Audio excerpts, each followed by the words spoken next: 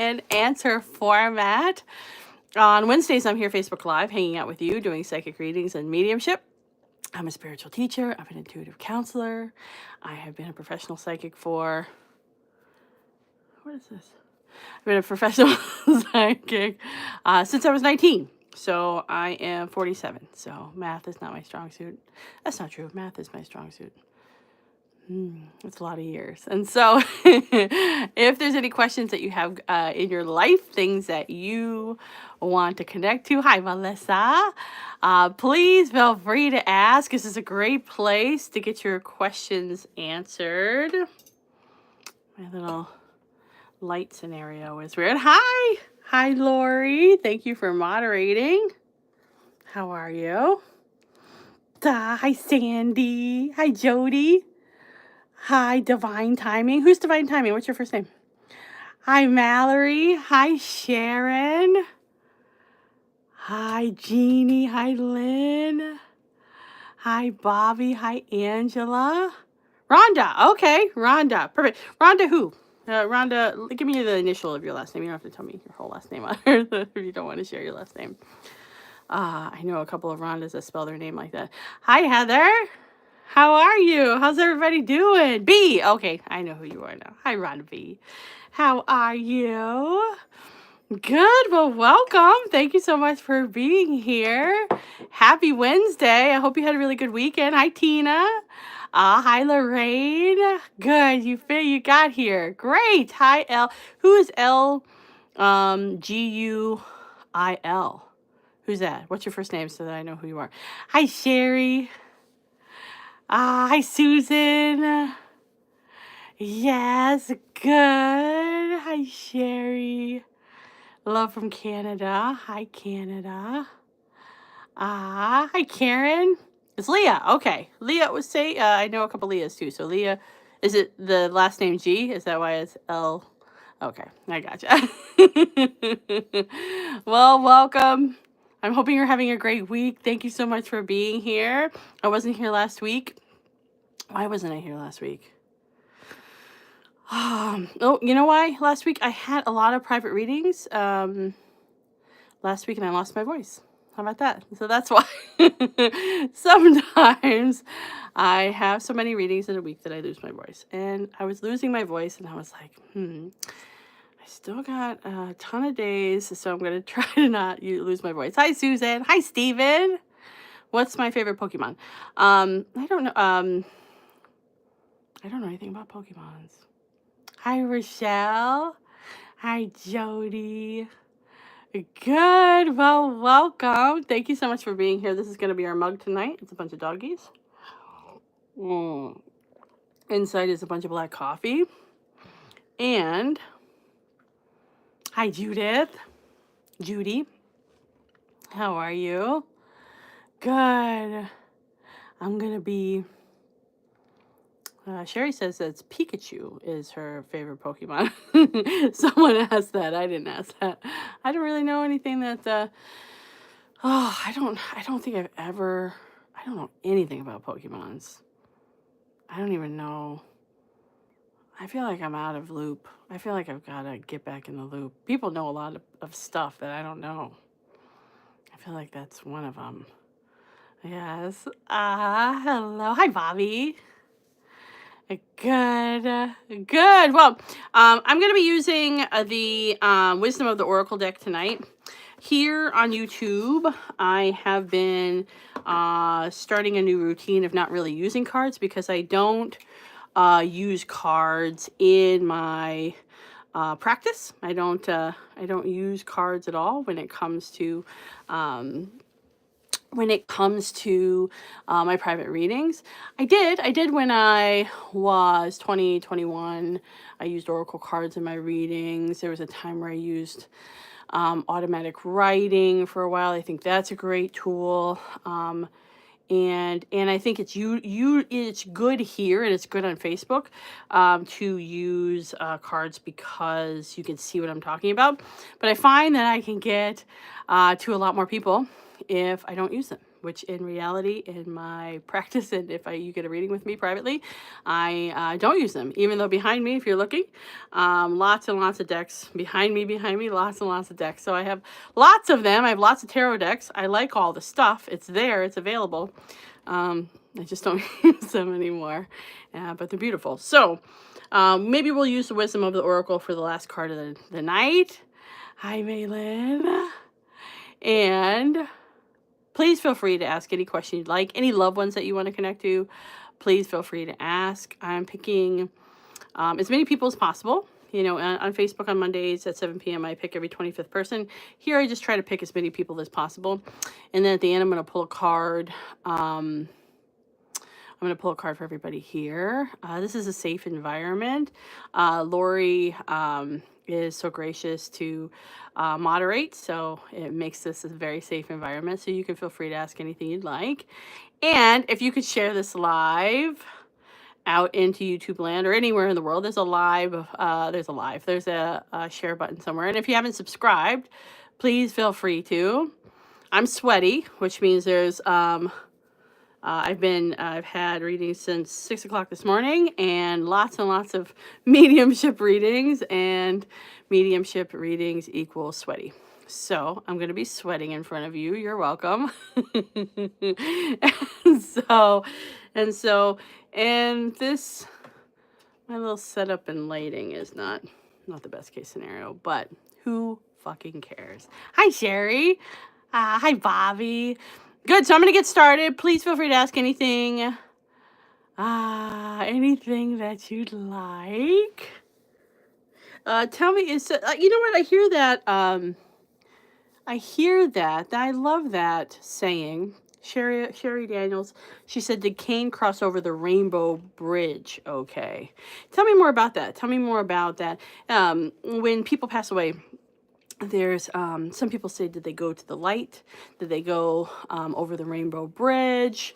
Did they go, do they feel safe? Do they feel like they've made it? Like sometimes people believe that there's like levels to passing away, and like there's like a median place where you kind of see your life, and then you move into like some people believe in like heaven and hell and like places you go. In my experience, Sherry, I connect to people that have passed away the moment they pass away, and I've never experienced anything but the same thing. And the same thing is when a person passes away, you don't have a body and a brain anymore, and all that's left is the energy of you, and it is unconditional love and intuition and connection. So you should, and it doesn't, I've never experienced where it's different for somebody, and I've never experienced something where, I think that we have like bad and good as people because we have a body and a brain. We have like places we go, like we get in our car and we go to the grocery store. When we pass away, there's no going somewhere per se because we're not headed somewhere in our body. We don't have our body anymore, and so we don't have time and space. So you just are there. You are, immediately it's hard to say in words, but it's the freedom. You feel freedom. You feel like you feel unconditional. You feel whatever perfect that idea around it is. And so that's from, that's just what I understand it as. And everybody's got their own way of understanding it. But I love Rainbow Bridge. I hear Rainbow Bridge a lot, especially for animals. Rainbow Bridge is usually something that people ask me about when it comes to animals, and going toward the light or feeling like they're safe, happy and secure is usually for people. And so great question. When it comes to your question though, Sherry, did Cain cross over the Rainbow Bridge? Yes, and it shows up as being really feeling very happy because oftentimes as we get closer to passing away, not often, sometimes, it's different for everybody, but sometimes when we pass away, we're struggling, we're going through stuff, we feel betrayed by our body. We have to go through this process that sometimes is not the most comfortable. And so a lot of times when people get to the place where they're crossing over, first of all, the person knows because their loved ones that have passed over are showing up for them, at least one of them, and to help them cross over, right? So we'll say crossover. And then the other thing is that, oftentimes a person is really ready to have freedom from their body because they feel exhausted by it. And so sometimes that's not the case. Sometimes it's a surprise. Sometimes it's something where a person has a lot of resistance. There's, all sorts of different directions, but, that are always different, when it comes to human being part of the show. But once we go from human being to not human being, as far as when I see it, it's the same, which is we all, head to, just being unconditional and the energy of us. And I've never experienced where it's different. Yeah.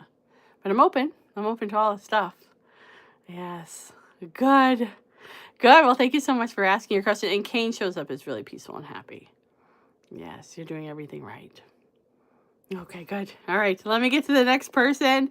If you have any questions, please feel free to ask. And thank you so much for being here. And thank you for sharing and hanging out with me on your Wednesday. I appreciate you. Sharon Pace. Sharon Pace says, any messages from my Aunt Linda? So when it comes to your Aunt Linda, she also has a sister figure or somebody who she sees as a sister standing next to her. Super sweaty. All right, so let's...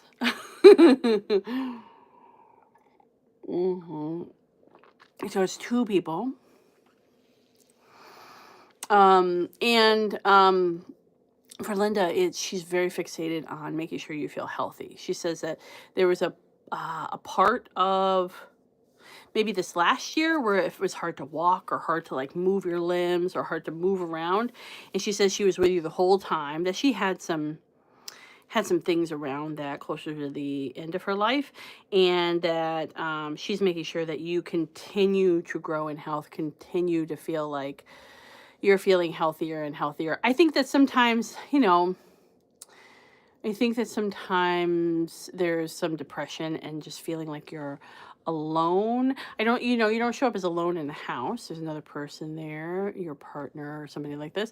But it does feel like that sometimes you're managing these things by yourself. And so she's very much she says as a person, she was a meddler. She was somebody who meddled. But as a person who's passed away, she feels very much like she is... she just nurtures you. She doesn't want you to feel like you're by yourself.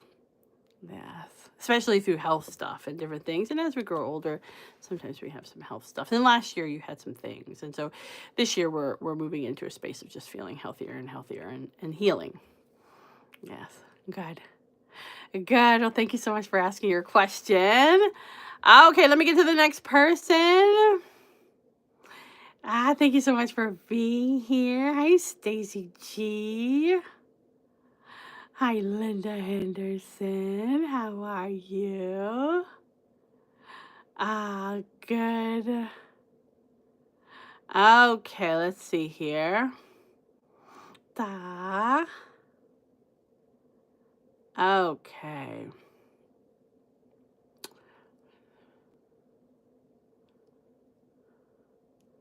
Hi, Rain. I loved sending you your surprise psychic text message reading the other day. Okay, Diane Connor. Diane Connor says, my dad committed suicide. And I wondered what his crossing over was like. Great question. Hit the heart button if you have had somebody in your life that has committed suicide, or you know somebody. This is a great question. And so I think that as human beings, we find that some things are okay and some things are not okay. And we put suicide in the not okay category, right? And then we assume if we commit suicide that there's a special place for human beings who take their life that is bad, or that there's some karma in the future, or that they have to work through something. Suicide is so we'll talk about your dad, and we'll talk about just, it's very similar to other people who take their life. Your dad had a mental health disorder. So when connecting to him, he has a really good idea and understanding they had a mental health disorder. And so he didn't know as a person how to manage it, and he wasn't shown how to manage it, and he wasn't taught how to manage it, and it was extensive, right? And he had a brain that was really mean to him, and he did not know how to escape that brain. And I think that for him, he feels like he is surprised that he managed as long as he did. And as a person who's passed away and no longer a person, he knows what tools that he could have utilized to not get to get to the place where he wanted to take his life. So he knows that, right? And he didn't know that as a person. And so he made a decision that he could not manage his brain anymore. He could not manage how he was feeling in life. And so he decided to take his life. Right. And so he shows up as peaceful and happy. And in the question of what happens next for the person when they pass away in that fashion, it doesn't show up as any different. They don't go to a special place. They have, understanding and knowledge of themselves, just like anybody else. What I would say around people who commit suicide, that we vilify that, right? We vilify some things. And so obviously we don't want our dad to commit suicide, right? And sometimes people do all sorts of things that are really damaging to themselves. So instead of committing suicide, they drink themselves to death. They eat themselves to death. They don't take care of themselves to death. They, they are reckless to death. They do all of these different things that isn't the same action as your dad took, but is going in the same direction when it comes to this elongated version of the same thing that your dad decided to do. And so we have less of a vilification of that for whatever reason. But it's the same thing except longer. And they don't go to a special negative place either. And when I'm connecting to your dad, he shows up as having a really good understanding of himself the moment he passed away, and having a really good understanding of how he could have managed all of those things differently. And he had a lifetime of traumatic experiences that were really difficult that he kept internal, plus on top of that having a chemical imbalance, a mental health disorder that he did not know how to manage, and nobody taught him how to. And so the end result was that he took his life, and he said that he had to talk himself out of doing that for many, many, many, many, many, many years. And so I think that when it comes to that, I think that he feels really peaceful and happy to not be a person, because being a person was really tough because he didn't have the tools to feel functional because of his genetics, because of the science of him, plus the trauma on top of that he never talked about. And so dad was a complicated guy, and your relationship with him was complicated, and all relationships with your dad was super complicated. And it's because he was very self-driven, because he had a very strong negative mental state. Yes. And he loves you. And he's grateful he had you. And if he was doing it all over again, he would have done it so different, because he knows what those tools are now. It's just sometimes when we're a person, we are standing in our own life and we don't know how to utilize the tools. You know, we don't know. We don't have the right people, the right situation, the right circumstances, the right chemicals to make good decisions for ourselves. But he loves you very, very much, and he would do it all again to be your dad. He would do it a different way because it's complicated, therefore you had a complicated life. But man, he loves you. Yes. Good. Good. Well, thank you so much for asking that question. Good question. Okay. All right, good. And yeah, I'm sending lots of love to anybody who's experienced having somebody in their life that took their life. I'm trying to think if I have somebody personally that I know. Personally, like personally in my family or close friendship, no. But I've talked to a lot of people, a lot of clients who have had these experiences with their children and their parents and their friendships, and it's always very, very shocking. It always doesn't make any sense, which makes perfect sense that it doesn't make any sense. Yes. Okay, good. Let me get to the next person. Hi, Erica. Erica says, hello there. I so love waking up dancing. Who's with me? Oh, interesting. I so love waking up dancing. Who's with me? So you have a male who is the love of your life who's passed away. Passed away in the last year. Like isn't far away from that. He shows up is waking up with you and dancing. Sometimes we, when it comes to people who have passed away, they're when a person passes away, we're talking a lot about this stuff tonight, so good. When a person passes away, they sometimes we're so connected to them and so close to them that it's like a piece of ourself passes away. And your loved one that passes is trying to like connect, because they imagine like if you pass away, right, which you will when you're 100 years old or whatever, and then you're trying to like connect to your daughter or your spouse, and like the joy, imagine the joy it'll bring you when you know that they're there, like you can feel them.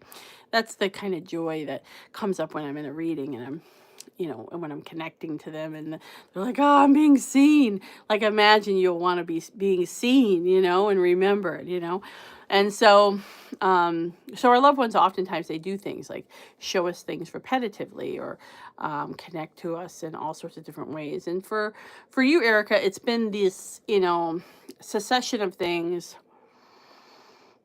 as you've worked through grieving, and now we're at the place where it's still it's hard and terrible. This is the love of your life. This is your person who's passed away, but there's there's just more of a, like, you are feeling connected to the joy of being with this person. And when you're asking like who's with you, it's him. And so he shows up as just wanting to celebrate you.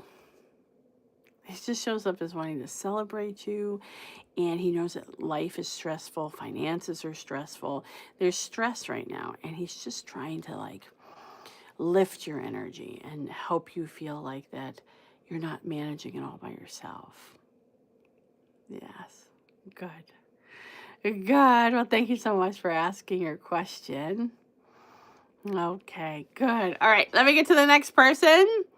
And if you want to get a private reading with me, you would go to travelingintuitive.com to book a session. I have it in the description. I don't really know how to get to the description. In Facebook, it's like somewhere here. I don't know where the description is, but it's travelingintuitive.com. I'd love to have a reading with you. I have a couple more openings this month. It's a great month to get a reading. It feels like everything's in bloom. Every time I go in, I have kind of, on I have like a farm type situation. And every time I go out there, it's like new flowers are growing. I don't know. And I'm a sucker for flowers. I have my my daughter, she's 2. She brought me in a bunch of flowers today. She's like, Mommy, look. And she's like, here. And she brought me in this flower, and I'm like, oh. She's like, you can put this in your tea. I don't have my tea here, but I put like flowers in my tea. She's like, look. And these, she's like, look at this. This is new. I'm like, maybe we should leave them out there so that you can continue to look at them. And she's like, no, you need them. And I'm like, all right, you're right about that. I do need them. You're right. And so lots of flowers blooming. I'm a big, I grow lots and lots of food and flowers and all sorts of stuff. And so happy spring. So if you, I got sidetracked, but if you'd like to get a reading with me, you go to travelingintuitive.com to book a session. I'd love to have a reading with you. Christina Koalo asked, have you started the text message readings yet? Yep, I have. I at the beginning of April, I opened up for a weekend, $22 surprise psychic text message readings that I'll send at some point in the next 2 months. And then I sold them all out, which was incredible. And yeah, and so I have been sending them out, and so you will definitely get yours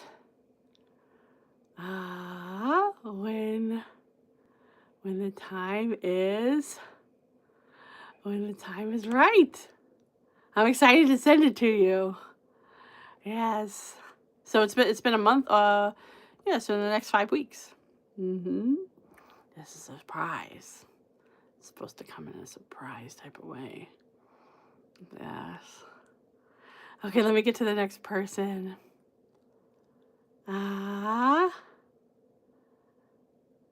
Thank you for being here.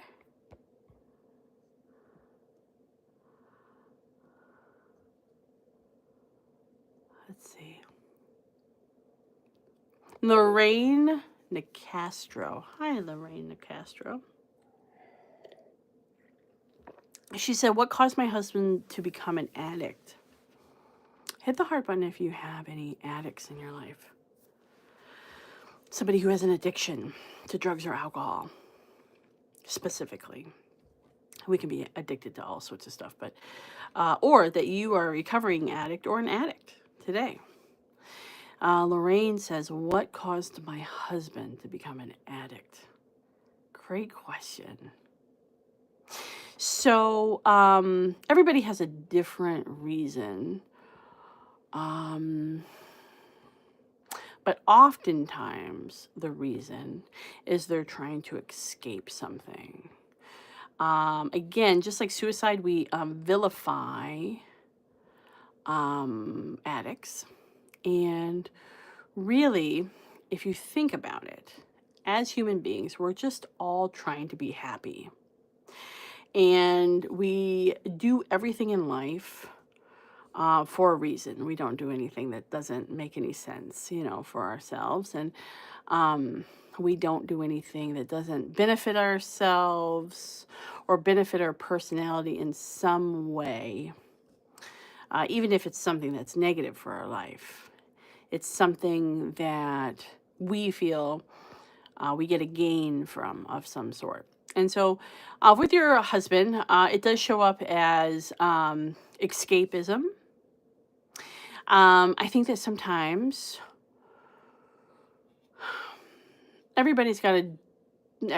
people with anxiety have different survival techniques. And for your husband, it was to pretend. And so pretend everything was okay. The world needed to be under the impression. The outside needed to look a certain way. And then there was this whole secret part of it. And you got to see the secret part of it, which was rougher than what everybody else got to see. And he didn't have the tools or the desire to make shifts. And so for him, it shows up as because of wanting to, your husband was an addict because he wanted to be happy. And he couldn't figure it out how to do that as a person for whatever reason. Because he didn't want to look into the reasons why he was unhappy. He didn't have the tools given to him when he was younger to pursue certain things that he needed to gain happiness outside of extreme behavior. And he does show up as having addictive behavior in his family. And so that's why. And so we vilify these types of things, but we're all searching for happiness in different ways. And sometimes if we can't find it, then we try to escape unhappiness. And we escape it, oftentimes, we try to quiet down that unhappiness with a substance. And it worked. Often. Didn't work for you. Doesn't work for you. But it helped in the moment, even though it hurt. And so definitely if he had different tools, he would have tried different things. And there's certainly more functional tools. But that's why. Yes. Okay, good. Good. Thank you so much for asking that question. Okay. All right, good. All right, I'm going to get to the next person. Please feel free to ask any question you would like. And thank you so much for being here. And if this is your first time here, my name is Candace Parisi. Lorraine says, what made him so unhappy? Internal. And so it doesn't show up. I think that, a big thing that happens with spouses of addicts is they turn it around. Oftentimes, you're trained into being a codependent that will feel like that the external life, and maybe even you, made him unhappy and drove him to drinking, or drove him to drug use, or drove him to that. That's not true. Yeah, it has nothing to do with you. It shows up as internal struggle that made him feel very, very lonely, and almost like he was at war with himself and he couldn't figure out how to get out of the war. It's kind of the same feeling as somebody who, like when you see, let's say a veteran who's an alcoholic, they went through a war, and now they're trying to escape it. Same with him. And it had nothing, it has to do with an internal makeup of not being able to process hard things. And so he's escaping it. That's why. Not because of anything else. Yes. Yeah. Artistic Mom says, I think that's the same for my husband. Husband escapism and anxiety and depression. 100%. Yeah. Exactly. Yeah. And so we're complicated, but we all are trying to survive. And sometimes our survival is chaotic. And selfish. Yes. Okay, good. Okay. Thank you for asking that question. That's a great question. Okay, let me get to the next person. If you have any questions, please feel free to ask. Marcy Kavanaugh says, will I be moving in the summer? At the very end of the summer, so the beginning of September. So that's not the summer anymore. So yes, but at the beginning of September, it feels like it's a process to get there. There's like everything's working out, and then it falls through, and then everything actually works out, but it ends up working out in the direction that you want it to go. Yes, good. Well, thank you so much for asking that question. Let's see here.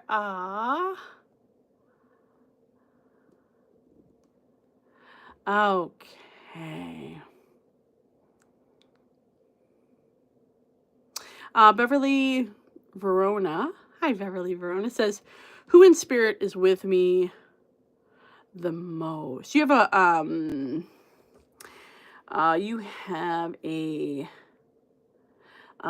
so wrinkly hand. So a grandma figure.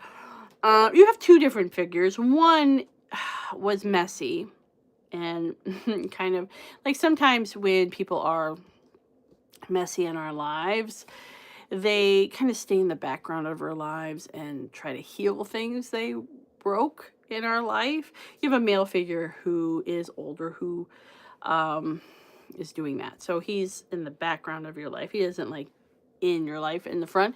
You have a mom figure who's a grandmother who is definitely the loudest voice in your life and does show up as, feeling like that she wants you to um, feel security and safety. So everything is around that. I think that this is a life where there's been big chunks of time where you didn't feel secure or safe.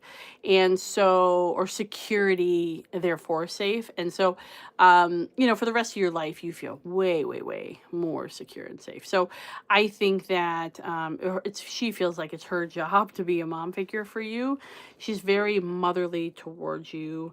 You also have a male figure that is like a love for you, that a love for you that um, stays in your house and sticks close to you, um, and loves you and says that you have been feeling insecure. Something about your face, something insecure about your face.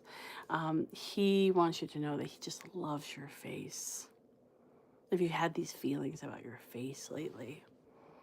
Yes. You do. You have a lot of people who've passed away. There's like a pew of them. There's like a whole like if you imagine like at a wedding, like a whole pew of a church wedding of people who've passed away that are really attached to you as a person. It feels like you're a great nurturer, a great mom figure. Yes. Good. Good. Thank you so much for asking your question. Okay, let's see here. Deanna Franco says, "Will my life become easier in the next 6 months?" Like life's fun things and a relationship. Really, the relationship is what we're waiting on. When I'm looking at you, we've accomplished a different level of financial security. You've done it on your own. A lot of everything that you've accomplished for yourself is on your own. You've invested well on your own. You've taken care of yourself as a person on your own. Everything's been on your own. And I think that with your guidance, um, the fun and the relationship part go hand in hand. And so the relationship part is first. I mean, you can have fun without a relationship, obviously. You've been doing it, but there's a desire. There's a desire now that you do have consistent security, and there's been enough time between, like, you had a relationship that super sucked, and you've needed a lot of time in between that suck relationship and now. And you've done a lot of healing. And it feels like there's enough of a ocean between that time and now where you feel safer. I think that you're not just jumping back into the ocean, even though like emotionally you want to. There's a fear that you're just going to get the same shit again, and you don't. And so you do. You show up as here inside of November, opening yourself up to a relationship. The person is a friend who becomes more, there's a slower pace to it. It does show up as you meet them in a more of a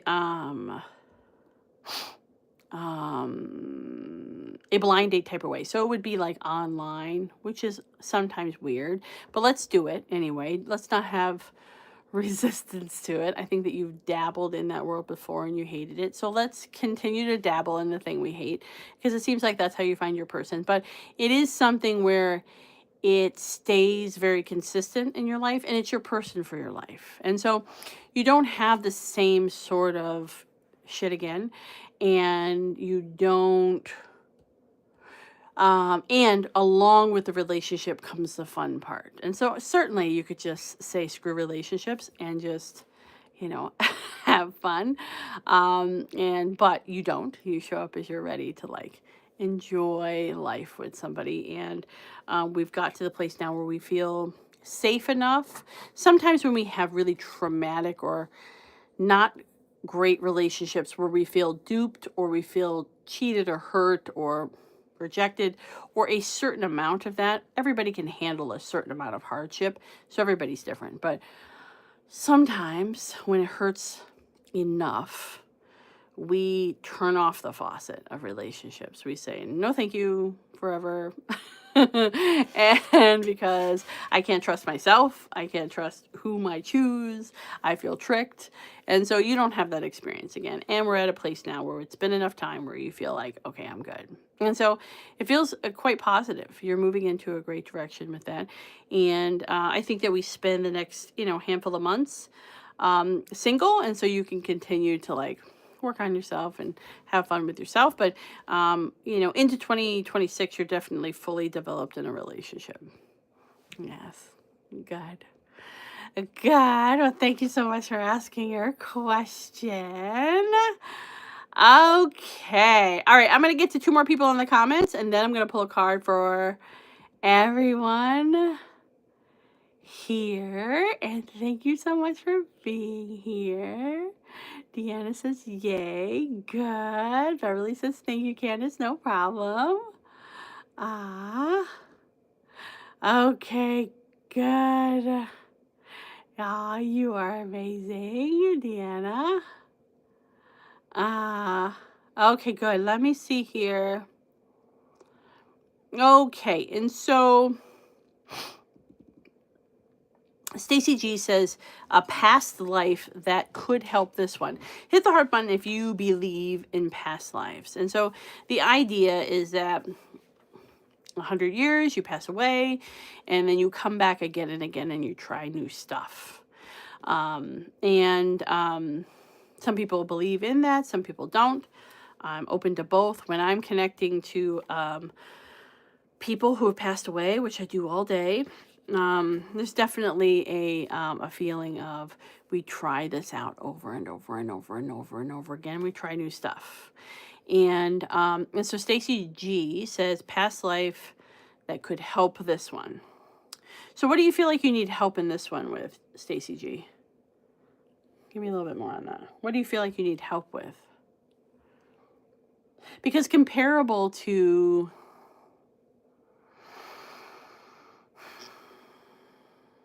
the beginning was tough, but comparable to the last couple lives, this is a piece of cake. This is supposed to move more and more into feeling like, oh, Stacy G, she says love. Okay. And what's hard about love? What's wrong with it?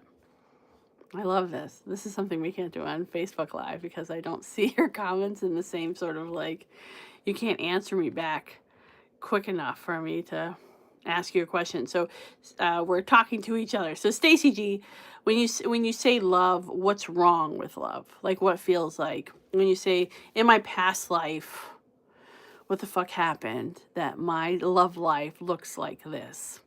What's the thing that happened that makes you feel that way? I'll just hang out and wait for you to answer me.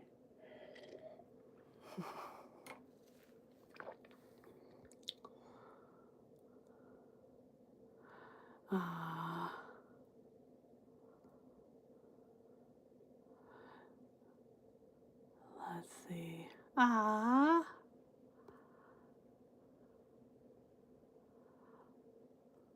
So while I'm waiting for Stacy to tell me why her love life is hard, Molly Newman says, can you please help me with my daughter and her schooling? She's having a hard time with the school bullying her. The school is bullying her, and I'm not getting anywhere. Thanks. Okay. So let's send lots of love to Molly and Molly's daughter. She says, can you help me please with my daughter and her schooling? She's having a hard time with the school bullying her and not getting anywhere. Thanks.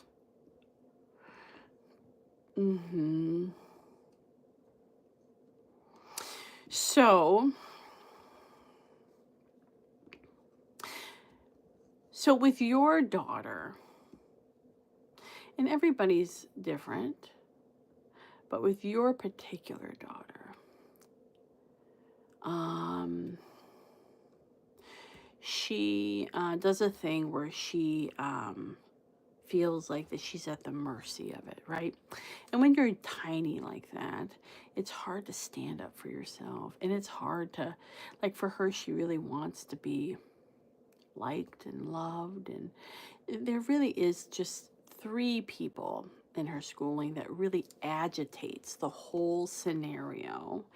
And so sometimes the remedy is to talk to the parents. That doesn't show up as a remedy. Sometimes the remedy is to talk to the school. That doesn't show up as a remedy. Sometimes the remedy is to take her out of the school and put her in a different environment. So that's the remedy. Otherwise, she's going to continue to be bullied. I think that in some situations, I mean, you can teach her how to fight people, but she's not a fighter. She's she leans into, being the submissive one, and so she's not going to punch some girls in the face. And when I'm looking at it, she has continuous bullying long term, where she's being targeted, and she does not have any sort of recourse, or the school isn't going to help her or save her from it. And the school also feels like you're overreacting, which you're not. So we're in the wrong environment. If I'm looking at the right environment or the best environment for her, it would be in a self-learning environment. So like Montessori or something like that. So I'd be looking into it. But it does show up as something where she feels defenseless, or she's under the impression she's defenseless, which means that this is a great environment for her not to be in. And I think that she's telling you most of what's happening, but it is exponentially more. And so, and she doesn't have like dysfunctional disassociation skills. Like she doesn't have the skills to be in an environment where she's highly bullied and be able to like not let it fuck her over. And so I think we need a new environment. I think she's under exaggerating what's happening. And so if it was my situation, I think that it would be I couldn't make an intuitive decision. I would be dysfunctional for sure. I would just be beating up people. If it was my daughter, don't do that. Be functional. I think the best case scenario is for you to take her out of this scenario and find something that feels more like an environment where she feels like she's with people who reflect how she learns, even because she doesn't even learn well in that environment, which would be in something that feels like a Montessori scenario. So I'd look into that more, but it feels, it feels consistent in every single day, and something that she's starting to normalize, which isn't great. Okay. God, you're doing a great job as a mom. These are all hard things. I would be way, like when looking at you, you are doing this in a really functional, like you're going through all the outlets. I think that I'm just going to the parents' house and just beating them up. Yeah, that's what I'm doing. I'm like, ding dong, how are you? Your kid said something and is being a jerk to my kid, so now I'm gonna beat you up. So here we go. Which I've never beat anybody up before, but I'm sure if I was in the situation that I see you're in, yeah, It would be. It would be something, not functional. And so be functional. Don't be dysfunctional. Don't do what I would do. I think pulling her out would be a good idea. Okay, good. Good. Well, thank you so much for asking your question. And inside of that, you said it's mainly adults. Yeah, it just feels like it's unaccountability. And so you just want to remove her. Um, yeah. It just feels like that it's an environment that doesn't make sense for her to be there. And if you were a fly on the wall watching her day, because she is telling you a portion of it, if you were a fly on the wall watching her day, you would have already taken her out. So you're doing everything right. I would be more urgent around it. Yes. All right. Okay, good. All right. Thank you so much for asking your question. Being a parent is hard. Hit the heart button if you're a parent. Yes. Yes, that's something.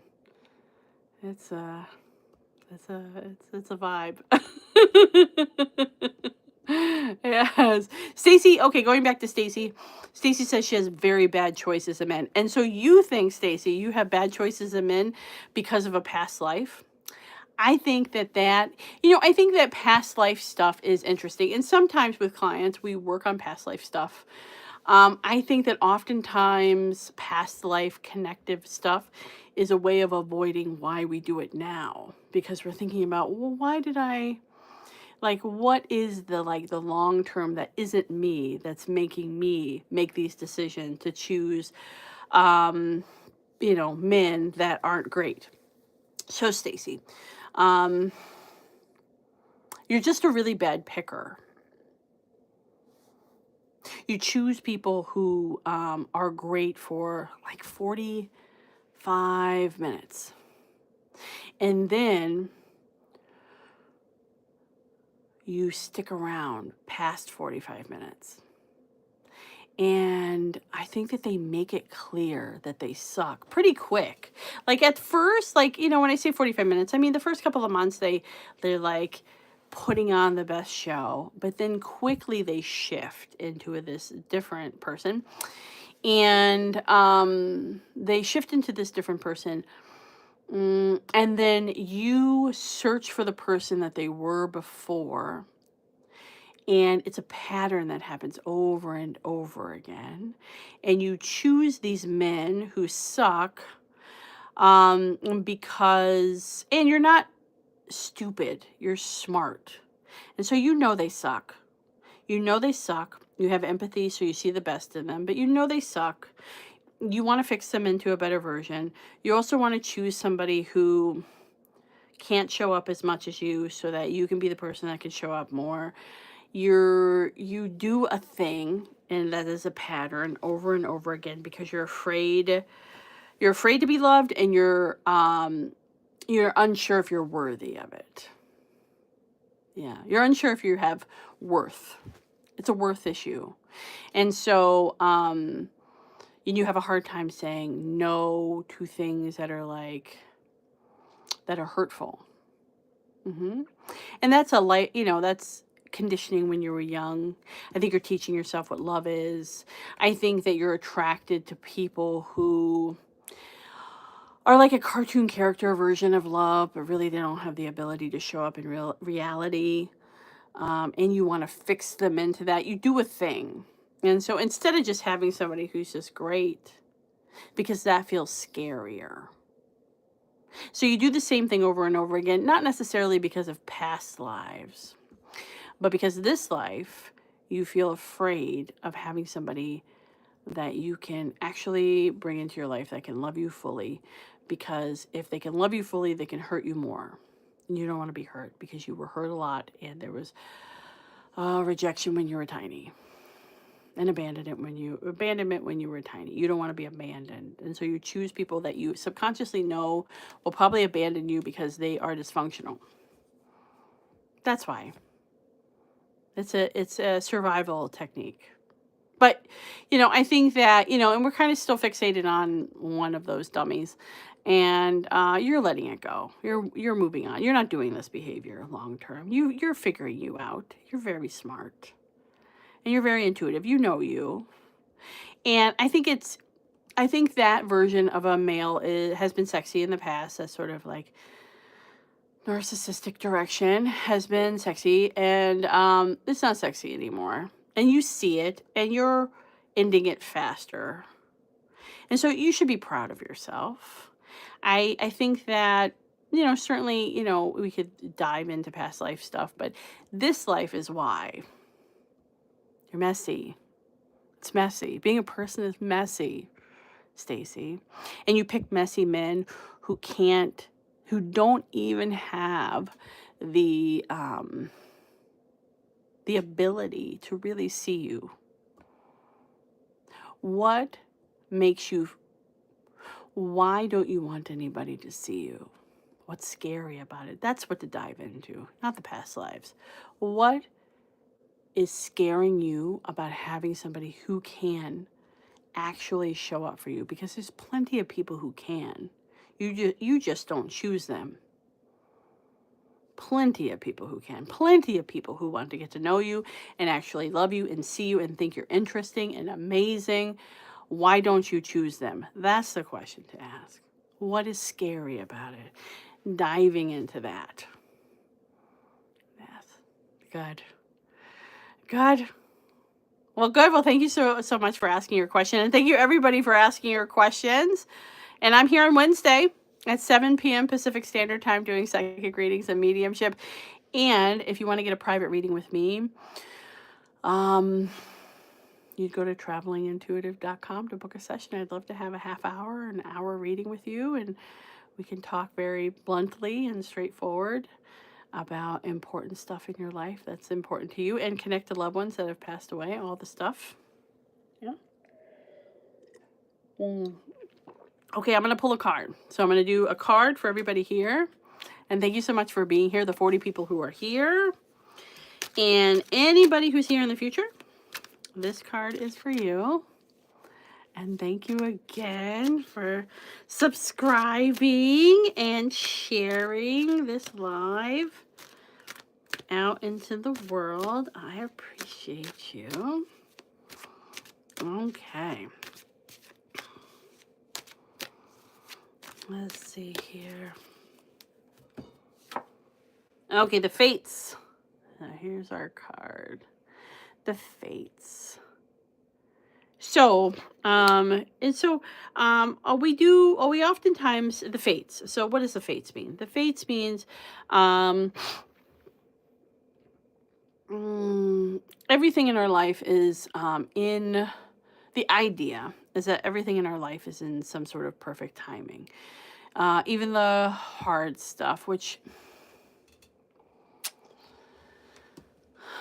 I don't agree. So let's back up. But sometimes we have these perfect timing moments that come into our life, and we have opportunity to seize that moment.